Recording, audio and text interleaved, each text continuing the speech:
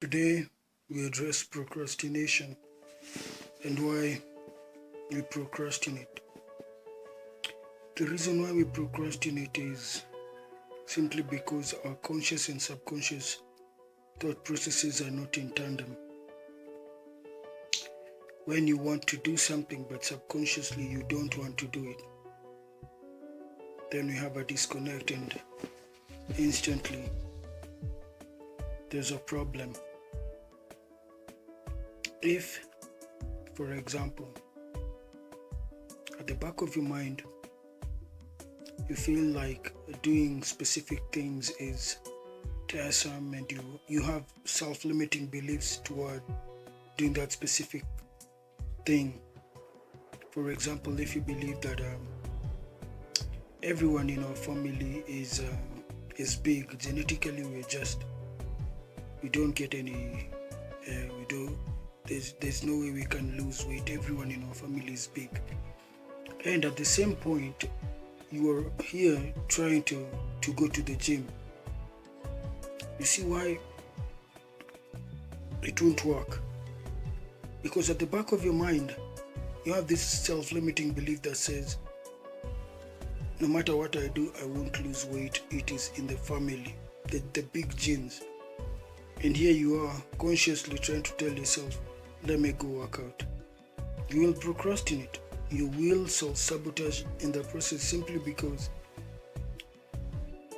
the disconnect between your conscious thoughts, your conscious efforts, and your subconscious limiting beliefs that say there's no way we can do this. Doing it is worthless. It is not. We are not even going to achieve anything at the end of the day. It is just a waste of time. Regardless of how motivated you might think you are, or you might be motivated by some video or someone who just made you think, I need to start working out. But remember, at the back of your mind there's this thought that goes like, it doesn't matter how hard I try, I won't lose weight. You will procrastinate, you will self-sabotage. How? Even after you've worked out, you will go back and eat food that you're not supposed to eat. Why? Because the beliefs at the back of your mind is that I can't lose weight. It doesn't matter what I do. So at the end of the day, you will just end up taking a step forward and taking 2 steps back.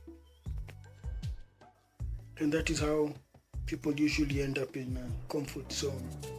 Because the comfort zone is a place where you have this conviction in your mind that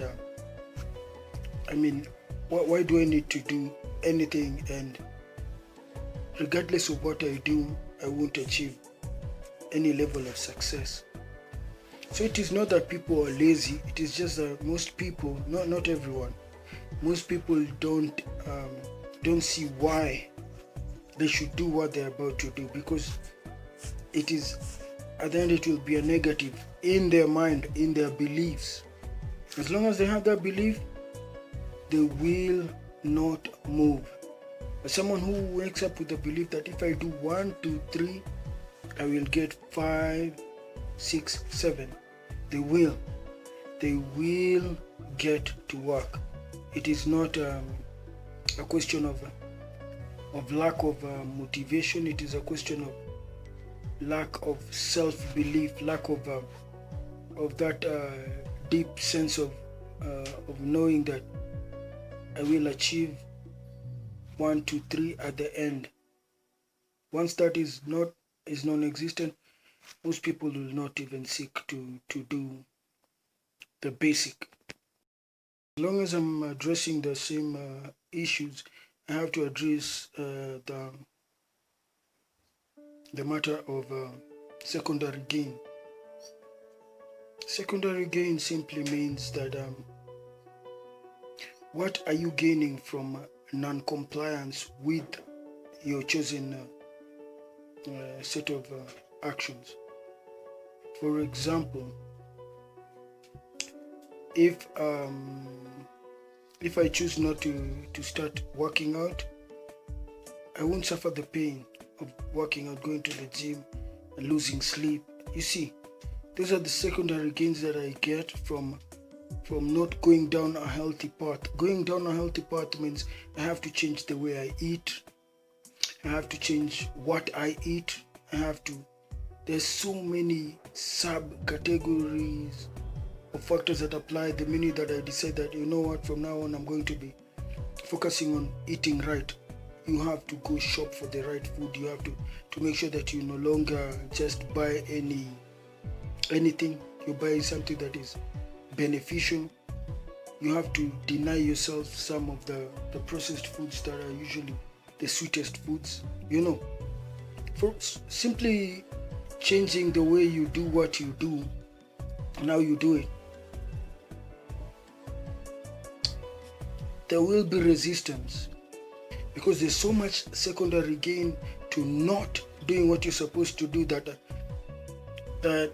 you will subconsciously not follow through. Let us address the issue of misinformation, information overload. Just the simple fact that let's say when you start working out, you can access such a vast amount of information on the net that it can be staggering. It's just too much information. Consider you trying to lose weight, and you've got this diet that says you do XYZ and you'll lose X amount of weight in X amount of time. But the problem is, at most these diets are not realistic. They're not. It is not something that you can do or you can maintain for the long term. You can't maintain it. It is not something that you can project for the long term. You can do this consistently for the longest time. You'll just do it for 2-3 weeks, and then suddenly you're unable to. Your body starts collapsing. Most of these things are not practical, and by doing that, you'll end up in that yo-yo diet and cycle, because you did something that was unrealistic, it failed. Now you have to look for something else which is also unrealistic, then it also fails, then and so on and so forth, and then you get to a point where like it doesn't work. It's not that it doesn't work, it's just that what you have chosen to work on, to take on and to do is what is not proper. It is what is not practical, and in the end you've messed up your chances of achieving anything that is real.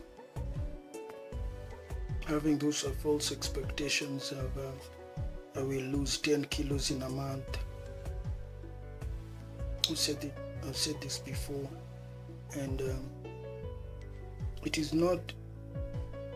Most of these things are just a bit too much, even for the body. I'm not saying that there are no exceptions to the rule. You need to understand that we are all individuals. We're very different.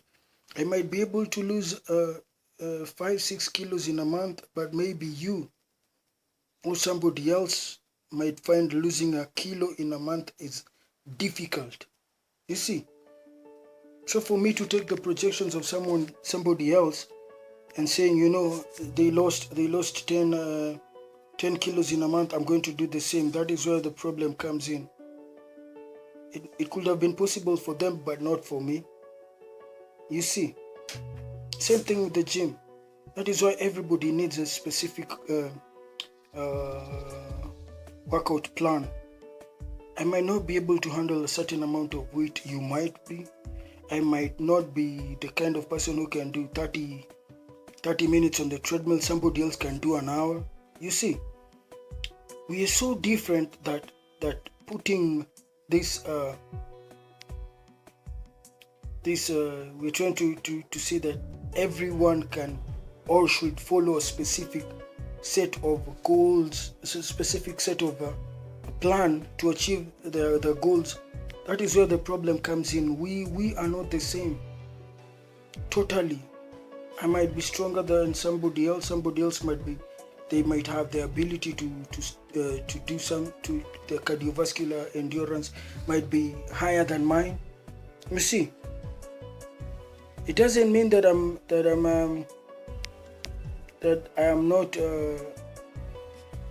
it is just that we are different. And some people, it is just like the Kalenjin community in our country. They are very good runners. Yes, it is something that is genetic. Now we do have people in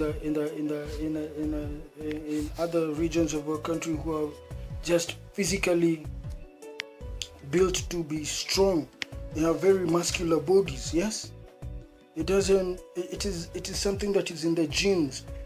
And for us to try and just compound everyone into one pool is a very unrealistic idea. We cannot do that.